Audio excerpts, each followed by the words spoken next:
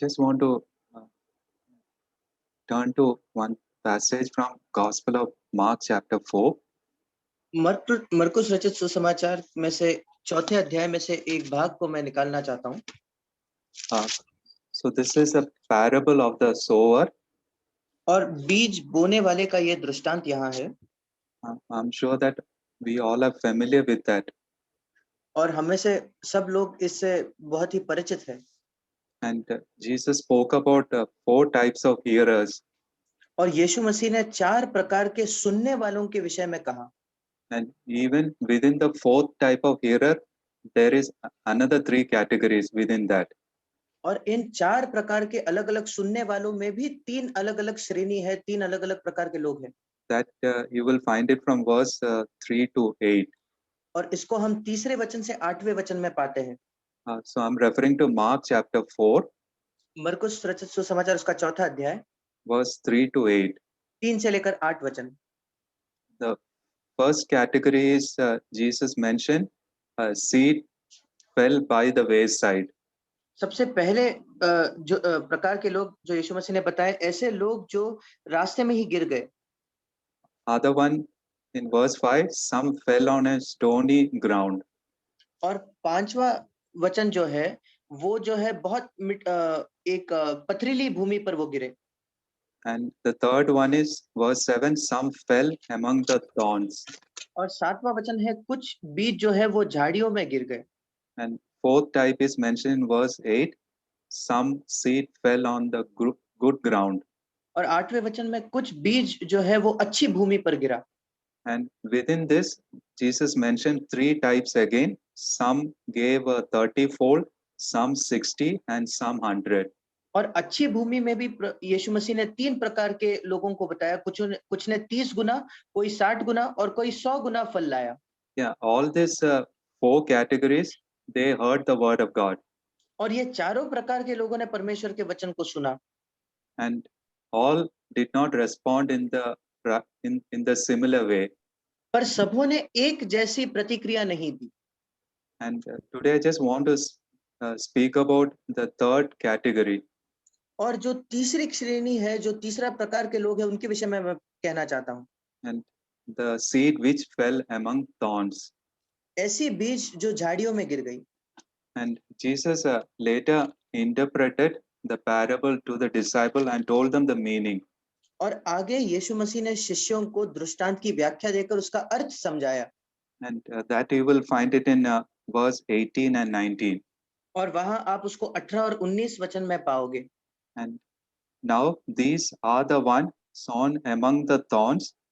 They are the one who hear the word of God, and the cares of this world, the deceitfulness of riches, and the desire for other things entering in choke the word, and it become unfruitful. मरकुस 4:18-19 जो झाड़ियों में बोए गए, ये वे हैं जिन्होंने वचन सुना और संसार की चिंता और धन का धोखा और अन्य वस्तुओं का लोभ उनमें समाकर वचन को दबा देता है और वो निष्फल रह जाता है। And the third thing which is mentioned here, desire for other things. और यहाँ तीसरा लिखा है अन्य वस्तुओं का लोभ या अन्य वस्तुओं की इच्छा। And if you read the parallel passage which is mentioned in Luke chapter 8 verse 14. और ऐसा ही दृष्टांत अगर जब हम लूका 8 उसके 14 में पढ़ते हैं। And there Jesus mentioned pleasures of life. वहां यीशु मसीह बताता है इस जीवन के सुख विलास। Yeah, so 3 things are referring to the thorns. और वो जो कांटे हैं, वो जो झाड़ियों है, उसके विषय में यीशु मसीह 3 बातें बताता है। Yeah, first is the cares of this world. पहला तो इस संसार की चिंताएं। The second is deceitfulness of riches. दूसरा धन से मिलने वाला धोखा। And sometimes we don't realize that when we prosper in riches. और कई बार हम इस बात को नहीं समझ पाते जब हम काफी संपत्ति या काफी धन इकट्ठा कर लेते हैं। Yeah, many people rejoice, saying that yes, God is blessing me. कई लोग इसी में आनंद मनाते हैं और कहते हैं परमेश्वर मुझे आशीष दे रहा है। But Jesus is saying that there is a danger associated with that. पर यीशु मसीह कहता है उसी के साथ एक खतरा भी जुड़ा है। Unless you are careful there. अगर तुम वहां सतर्क नहीं रहोगे तो। Yeah, that is what mentioned here, deceitfulness of riches. और वही ये यहाँ लिखा है धन का धोखा। The riches can deceive us. धन हमें धोखा दे सकता है। And the third is the pleasures of life. और तीसरा है जीवन के सुख विलास। And I see all these three is referring to the world. और मैं देखता हूँ कि ये तीनों बातें संसार से जुड़ी हुई है। And this is the way I see it, that the seed which fell among the thorn is nothing but the seed fell into the midst of the world. और मैं देखता हूँ जो झाड़ियों या कांटों में जो बीज गिर गया, उसका यही अर्थ है कि वो बीज जो है वो संसार में गिर गया। And when the world is not referring to the created things of God. और संसार से हमारा अर्थ ये नहीं है जिनको परमेश्वर ने बनाई हुई चीजों को। Like the psalmist says that the heavens and uh, the things which we see around declares the mighty and the glory of God. जैसे भजनकार भी कहता है, ये स्वर्ग और अन्य चीजें जो हम अपने आसपास देखते हैं वो परमेश्वर की महिमा का वर्णन करते हैं। So the world which is referred in the Bible is a system which is governed by certain principles. और बाइबल में जब संसार ये शब्द आता है, उसका अर्थ है ये जग की प्रणाली, ये जग की रीति जो कुछ सिद्धांतों पर चलती है। And we have the kingdom of God and the kingdom of this world. और हमारे पास स्वर्ग का राज्य है और दूसरी ओर इस संसार का राज्य है। And so there is a principle which is governed by God, and there is a principle which is governed by the devil. एक ऐसा सिद्धांत है जो परमेश्वर की ओर से, जिसको परमेश्वर चलाता है, और दूसरा सिद्धांत शैतान की ओर से जो वो चलाता है। So as long as we are in this world, और जब तक कि हम इस संसार में हैं, and many times we are pulled by these two strongholds. और कई बार हम ये दो मजबूत बलों के बीच में खिंचाव महसूस करते हैं। And the spirit of this world want to capture us, और इस संसार की आत्मा हमें जकड़ना, हमें काबू करना चाहती है। and other side the spirit of God want to pull us on to the things of God. और दूसरी ओर परमेश्वर की आत्मा हमें परमेश्वर की चीजों की ओर आकर्षित और खींचना चाहती है। And that is why the Bible is encourages that renew your mind. और इसलिए परमेश्वर का वचन हमें ये प्रोत्साहन देता है कि हमें अपने मन का रूपांतरण करना है। Because it's in the mind all these things begin. क्योंकि ये सारे बातों की शुरुआत हमारे मन में ही होती है। And in this relation, I just want to read Romans chapter 12, इसी संबंध में मैं रोमियो की पत्री उसका 12वां अध्याय पढ़ना चाहता हूँ। verse 1 and 2. उसके पहले दो वचन। I beseech you, therefore, brethren, by the mercies of God, that you present your bodies a living sacrifice, holy, acceptable, which is your reasonable service. Verse 2, do not be conformed to this world, but be transformed by the renewing of your mind, that you may prove what is that good and acceptable and perfect will of God. इसलिए हे भाइयों, मैं तुमसे परमेश्वर की दया स्मरण दिलाकर विनती करता हूँ कि अपने शरीरों को जीवित और पवित्र और परमेश्वर को भावता हुआ बलिदान करके चढ़ाओ, यही तुम्हारी आत्मिक सेवा है। इस संसार के सदृश न बनो, परंतु तुम्हारे मन के नए हो जाने से तुम्हारा चाल चलन भी बदलता जाए, जिससे तुम परमेश्वर की भली और भावती और सिद्ध इच्छा अनुभव से मालूम करते रहो। And the world is, it's just like a mold. If you get trapped into the mold, will become according to that pattern. और ये संसार एक मोल्ड या एक ढांचे के जैसा है। अगर हम उस मोल्ड में फंस जाते हैं तो हम बिल्कुल उसी ढांचे के हो जाते हैं, उसी रीति से हम जीने लगते हैं। And in our unconverted days, we were within that mold. जब हमने नया जन्म नहीं पाया था, हम उसी ढांचे के अंदर थे। And our mind is so much of trained or developed according to that pattern. और हमारा मन बहुत प्रशिक्षित हुआ और वैसे ही विकसित हुआ उस रीति के अनुसार। And the way we think, the way we see, everything is according to that pattern. जैसे हम सोचते हैं, जैसे हम देखते हैं, ये सब उसी रीति के अनुसार है। And now, by the mercy of God, through Jesus Christ, God has saved us. और अभी परमेश्वर की दया के द्वारा, यीशु मसीह के द्वारा परमेश्वर ने हमारा उद्धार किया है। And now God want to renew our mind. और अब परमेश्वर चाहता है कि हमारे मनों को वो नया करे। And that is how we can not allowing that seed to fall among the thorns. और इसी प्रकार से ही हम उस बीज को उन कांटों के पेड़ों में जाने की अनुमति नहीं देते। Otherwise, we can hear the word of God, we can be in the church for many years, but we will not see fruitfulness coming in our life.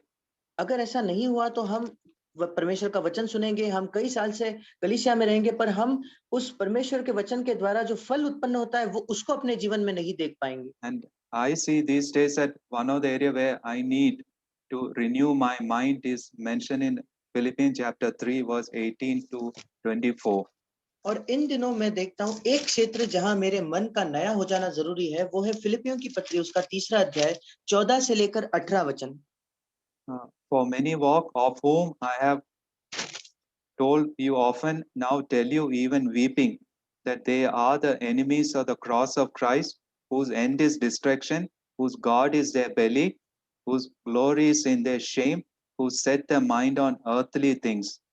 For our citizenship is in heaven, from which we eagerly wait for the Savior, the Lord Jesus Christ, who will transform our body, that it may be transformed to his glorious body, according to the working by which he is able even to subdue all things to himself. Sorry, फिलिपियों की पत्री 4 अध्याय 18 से लेकर 21 वचन। क्योंकि बहुत से ऐसी चाल चलते हैं जिनकी चर्चा मैंने तुमसे बार बार की है, और अब भी रो रो कर कहता हूँ कि वे अपनी चाल चलन से मसीह के क्रूस के बैरी है। उनका अंत विनाश है, उनका ईश्वर पेट है। वे अपनी लज्जा की बातों पर घमंड करते हैं और पृथ्वी की वस्तुओं पर मन लगाए रहते हैं। पर हमारा स्वदेश स्वर्ग पर है, और हम एक उद्धारकर्ता प्रभु यीशु मसीह के वहां से आने की बाट जोह रहे हैं। वह अपनी शक्ति के उस प्रभाव के अनुसार, जिसके द्वारा वह सब वस्तुओं को अपने वश में कर सकता है, हमारी दीनहीन देह का रूप बदलकर अपनी महिमा की देह के अनुकूल बना देगा। And here Paul is saying, I being a believer, I can become an enemy of the cross of Christ. और यहाँ पौलुस कहता है, मैं एक विश्वासी होकर भी मसीह के क्रूस का बैरी बन सकता हूँ। When that will happen, it says that if I make my belly as my God, और ये कब होगा? वहां लिखा है, अगर मैं अपने पेट को ही अपना ईश्वर बना लूंगा। yeah, that is, I'm living for my appetite. इसका मतलब मैं अपने ही खाने के लिए, उसके लिए जी रहा हूँ। And in other words, my all thinking is only revolving around my food. दूसरे शब्दों में मेरी सारी सोच मेरे खाने के विषय में है। Yeah, it's like a vicious circle. When I get up in the morning till I go to the bed, I'm only thinking about the food. और ये बहुत ही एक बुरा चक्र है। सुबह जैसे ही मैं उठता हूँ, रात में सोने तक मैं बस खाने के विषय में सोच रहा हूँ। And another thing, it says that who glory in their shame. दूसरी बात लिखी है कि वो अपने लज्जा की बातों पर घमंड करते हैं। And there are many things the world glory in which are shame before God. और ऐसी कई बातें हैं इस संसार में जहाँ संसार के लोग जिन पर घमंड करते हैं, वो परमेश्वर के सामने लज्जा की बात है। And Jesus told to the Pharisees, "You who justify yourself." और यीशु मसीह ने फरीसियों को कहा, तुम वैसे लोग हो जो अपने आप को सही या धर्मी ठहराते हो। And Jesus told them that that is an abomination in the sight of God. और यीशु मसीह ने उनको ये भी कहा कि यही आदत परमेश्वर की नजर में बिल्कुल घृणा उत्पन्न करती है। And there are many people who glory in many things, maybe education or their financial uh, support, or many ways they can glory in. और कई लोग ऐसी कई बातों में घमंड करते हैं, महिमा करते हैं। उनकी पढ़ाई लिखाई होगी या उनकी आर्थिक स्थिति होगी, और ऐसे कई अन्य बातों में वे घमंड करते हैं। And we know that before God it has no value at all. और हम जानते हैं इन सारी बातों का परमेश्वर के सामने कोई भी मूल्य नहीं है। And that is the reason why it says that God has chosen the weak from the world. और इसी वजह से लिखा है कि परमेश्वर ने जो दीन लोग हैं उनको चुना है, निर्बल लोगों को चुना है इस संसार में, So that he can put to shame who think they are somebody. ताकि वो उन लोगों को लज्जा में ठहरा सके जो सोचते हैं कि वे कुछ है। Yeah, if I glory in these things which I should be ashamed, then I am an enemy of the cross of Christ. और इसलिए अगर मैं इन बातों में घमंड करता हूँ, महिमा करता हूँ, जिन बातों की मुझे लज्जा लगनी चाहिए, शर्म आनी चाहिए, तो फिर मैं मसीह के क्रूस का बैरी हूँ। And other thing it's mentioned that if I set my mind on earthly things, एक और बात 19 वचन में लिखी है, अगर मैं पृथ्वी की वस्तुओं पर अपना मन लगाऊं तो। and these are the things can make me an enemy of Christ. और ये वो बातें हैं जो मुझे मसीह के क्रूस के बैरी बना सकते हैं। But he is saying that look at the mature believers in Christ. पर वो ये भी कहता है जो बिल्कुल आगे बढ़ गए हैं, प्रौढ़ जो विश्वासी है मसीह में, उनको देखिए। That he mentioned in verse 17, he's saying, look at my own example. 17 वचन में वो कहता है मेरे खुद के उदाहरण को देखिए। And he's saying that look at our mind pattern. और वो कहता है मेरी रीति मैं कैसे जीता हूं उसको देखे। And not only Paul, he said that there are many others. और वो कहता है सिर्फ पौलुस ही नहीं, मेरे जैसे और भी कई है। And he used the word note in verse 17, note those who so walk. और 17 वचन में वो कहता है उनकी पहचान रखो जो इस रीति पर चलते हैं। So they are leaving behind you a certain mind pattern. और उनकी मन की अवस्था एक विशेष रीति की है। What is a mind pattern which is mentioned in verse 20? That our citizenship is in heaven. वो कैसी सोच रखते हैं उसके विषय में 20 वचन में लिखा है, हमारा स्वदेश स्वर्ग पर है, या दूसरे शब्दों में कहे तो हम स्वर्ग के नागरिक हैं। And they are eagerly waiting for the Savior, the Lord Jesus Christ. और वो बाट जो रहे हैं, इंतजार कर रहे हैं प्रभु यीशु मसीह का। And this is an area where we need to renew our mind. ये एक क्षेत्र है जहां हमें अपने मन को नया करना है। And if you want to be saved from falling into among the thorns, और अगर आप अपने आप को सुरक्षित रखना चाहते हो इस कांटों के बीच में गिरने से, and that is what I see in my own life, और वही मैं देखता हूं अपने जीवन में, that Lord, my citizenship is in heaven. कि प्रभु मेरी नागरिकता जो है वो स्वर्ग में है।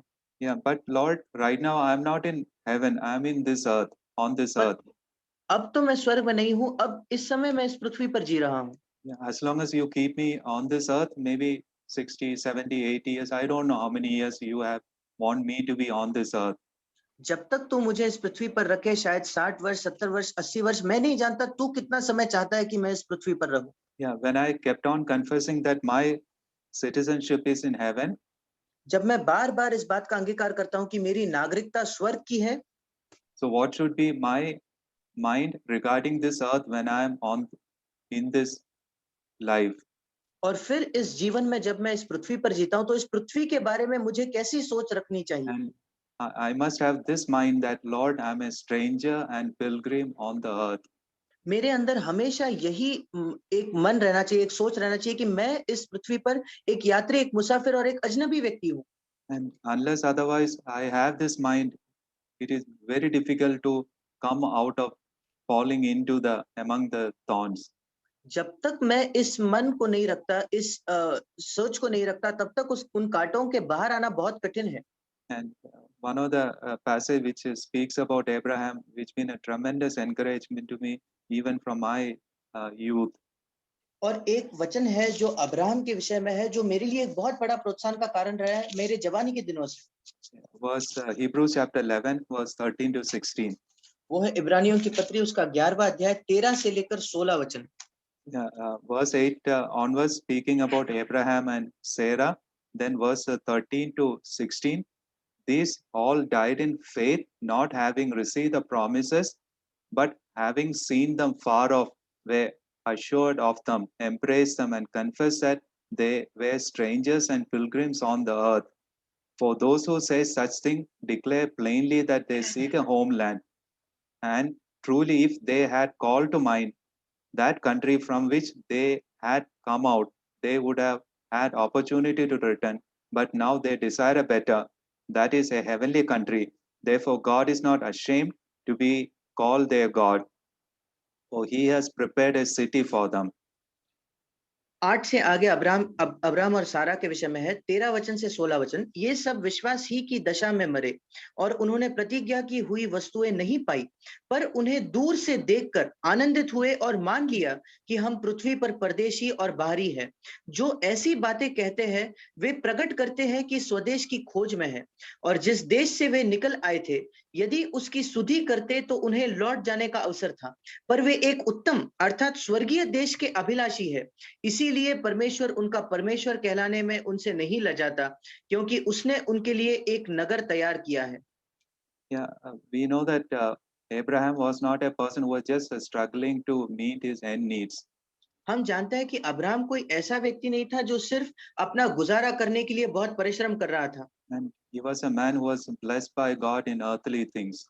वो एक ऐसा व्यक्ति था जिसको परमेश्वर ने संसार की बातों में बहुत आशीष दी थी।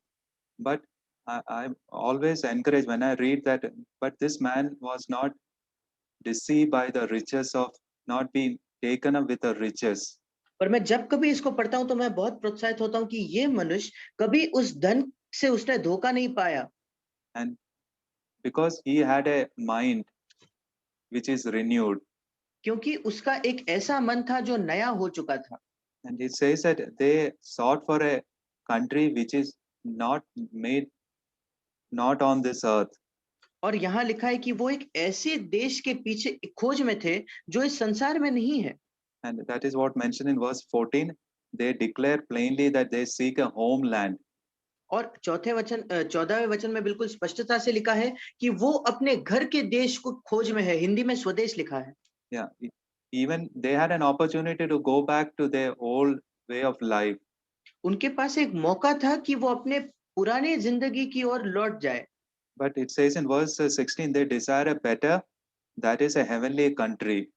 16वें वचन में लिखा है पर वे एक उत्तम अर्थात स्वर्गीय देश के अभिलाषी थे। And something which always, challenges me is this latter portion of verse 16. It says that therefore God is not ashamed to be called their God.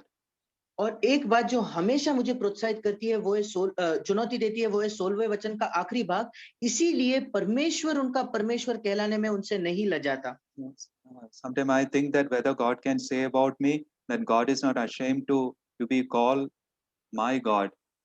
कई बार मैं सोचता हूँ कि क्या परमेश्वर मेरा परमेश्वर कहलाने से लजाता है या नहीं। And but in the case of Abraham, God could boldly say that I'm not ashamed to be known as Abraham's God.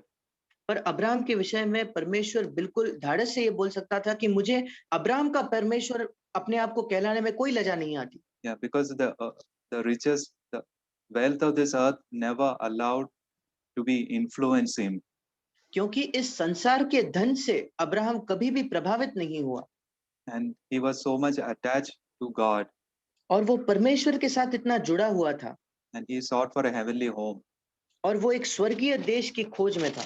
And in this context, I remember something a, a person, man of God, told. और इसी पृष्ठभूमि में मुझे याद है कि एक परमेश्वर के जन ने एक बात कही थी।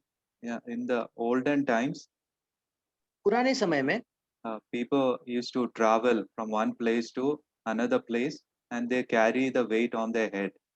लोग एक जगह से दूसरे जगह यात्रा करते थे और सारा बोझ जो है अपने सिर पर उठाते थे। And so in between, they used to have a pillars, और बीच में जो है ऐसे खंबे होते थे and so that in between, if they want to take a rest, they can unload that weight onto the pillar. क्योंकि अगर वो थक जाते हैं और उस बोझ को हल्का करना चाहते हैं तो उस खंबे के ऊपर उस बोझ को वो रख सकते हैं। But the man of God told is, how many years the pillar been there, its root will never go into this world. और परमेश्वर के जन ने कहा कितने भी साल वो खंबा वहां क्यों ना हो, उसके जो जड़ें हैं वो कभी संसार के अंदर नहीं जाएंगी। Yeah, that is what the testimony of Abraham. वही अब्राहम की गवाही है। God has blessed him in earthly ways, परमेश्वर ने इस पृथ्वी की बातों में उसको बहुत आशीष दी थी, but that has never, taken him away from God.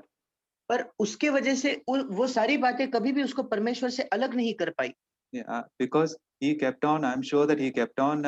It says in verse 13, latter part, confess that Lord, I'm a stranger, that I'm a pilgrim on the earth.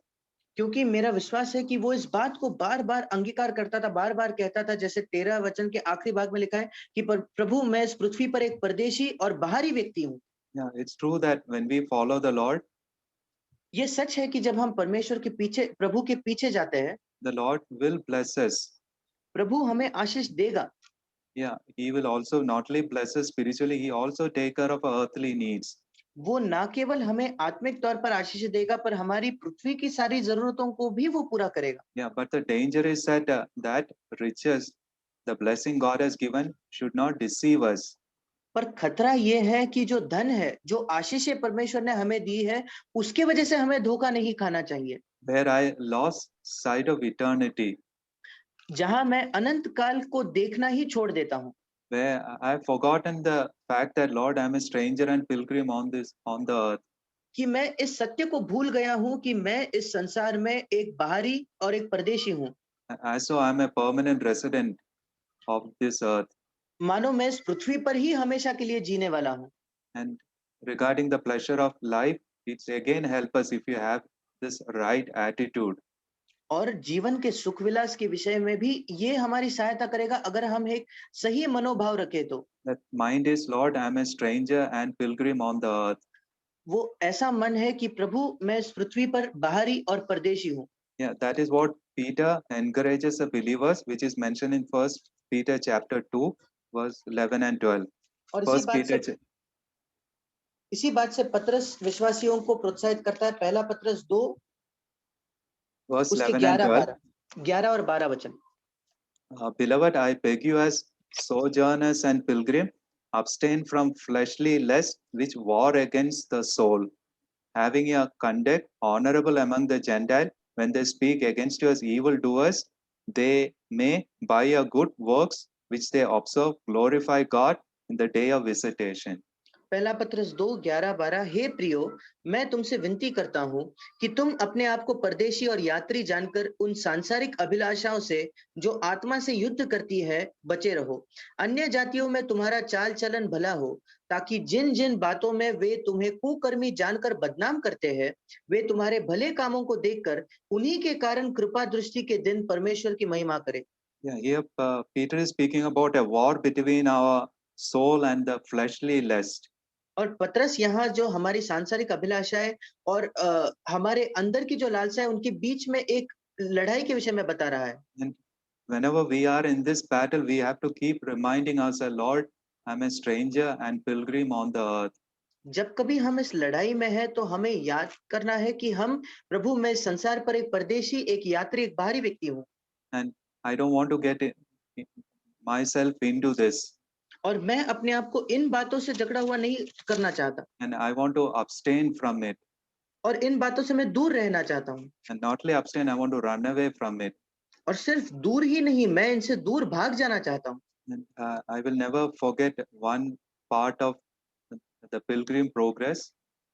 और मसीह मुसाफिर जो एक किताब है उसका एक भाग मैं कभी नहीं भूलूंगा। I'm sure that most of you might have seen that movie, Pilgrim Progress.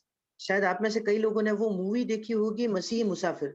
And in that, there is a one scene is where the Christian or the pilgrim which is passing through the world. वहाँ एक ऐसा दृश्य है कि वो जो मुसाफिर है वो संसार से होकर गुजरता है। And that is a picture of a market where all sort of evil things, dancing, selling, so many things of this world. और वो एक ऐसा चित्र दिखाया गया है कि वो एक मार्केट की जगह है, बेचने की जगह है और जहाँ नाच गाना है और काफी बेचना हो रहा है, व्यापार हो रहा है इस संसार का। And if you look into the eyes of that Christian, और अगर आप उस मसीही के आंखों में देखो, and it is nicely been pictured that he feel he as a stranger. और बहुत अच्छा चित्र दिखाया है कि उसको लगता है कि वो सिर्फ एक अजनबी है वहां। And he immediately leave that place. और वो तुरंत उस जगह को छोड़कर चले जाता है। And I want to have this attitude when I face different fleshly lusts tempting me. और जब मैं अलग-अलग अपनी देह के अंदर लालसाओं को देखता हूँ जो मुझे प्रलोभित करते हैं तो मैं भी ऐसा ही मनोभाव रखना चाहता हूँ। Lord, I'm a stranger and pilgrim on the earth. प्रभु मैं एक अजनबी, एक यात्री हूँ इस संसार में। And finally, the cares of this world, और आखिरी में इस संसार की चिंताएं, and which is mentioned in First Corinthians chapter 7, जो पहला कुरिन्थ उसके 7वें अध्याय में उसके विषय में लिखा है। verse 20. Where, uh, here, Paul is right to the believers in Corinth, not the commandment from the Lord, but he is expressing his judgment, which we will find it in verse 28, 29 to और यहाँ 31. 29 से 31 वचन में हम पाते हैं कि पौलुस उसका मन बता रहा है, परमेश्वर से पाई हुई कोई आज्ञा नहीं। Yeah, can you read? Yes 29 से लेकर 31। हे भाइयों, मैं ये कहता हूँ कि समय कम किया गया है, इसलिए चाहिए कि जिनको पत्नी हो वे ऐसे हो मानो उनको पत्नी नहीं, और रोने वाले ऐसे हो मानो रोते नहीं, और आनंद करने वाले ऐसे हो मानो आनंद नहीं करते, और मोल लेने वाले ऐसे हो मानो उनके पास कुछ है ही नहीं, और इस संसार के साथ व्यवहार करने वाले ऐसे हो कि संसार ही के न हो ले, क्योंकि इस संसार की रीति और व्यवहार बदलते जाते हैं। Yeah, here Paul uses the word brethren, the time is short. और यहाँ पौलुस कहता है कि भाइयों समय कम है, Because in the light of eternity, he is saying that your life on this earth is very short. वो कहता है अनंत काल की तुलना में आपका जीवन इस पृथ्वी पर बहुत ही छोटा है। And he is saying to those who are married, don't think that, I mean, you are living for only for marriage. और जो शादीशुदा है उनके विषय में वो कहता है ऐसा मत सोचो कि आप सिर्फ आपके शादी के लिए जी रहे हो। And we know that this married life is only on this earth. और हम जानते हैं ये विवाहित जीवन जो है वो सिर्फ इस पृथ्वी पर ही है। Yeah, God has given us a responsibility परमेश्वर ने within the हमें family. परमेश्वर ने परिवार के अंदर हमें एक जिम्मेदारी दी है। Yeah, we need to fulfill all that. हमें वो सारी जिम्मेदारियों को पूरा करना है, But that is not everything. पर वो सब कुछ नहीं है। Yeah, God has called us beyond that.